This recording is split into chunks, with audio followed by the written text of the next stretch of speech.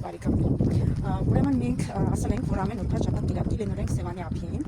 Կոմսոստրանը համալիրի տարածքում գտնվող ունենալու ենք այնտեղ տաղավար, որտեղ լինելու են վաճառելու են իմ ձեռքի գեղեցիկ աշխատանքները, բայց քանի որ մենք մի քանի օր առաջ ունեցել ենք Սիսիանում երկօրյա հրաշալի մեծ նավասարտի հայրենական խանութային մշակութային փառատոն, այդ իսկ պատճառով, քանի որ մեր ապրանքների մեծ մասը սպառվել են, մենք պետք է հասցնենք պատրաստել։ Իդեպ այսօր լինելու է մի փառատոն հենց Սևան քաղաքում,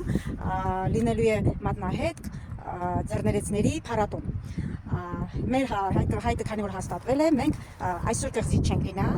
այսօր կգնանք հենց կմասնակցենք Սևան քաղաքում փառատոնին, բայց զգուշացնում եմ եւ հիշեցնում եմ, բայց վաղը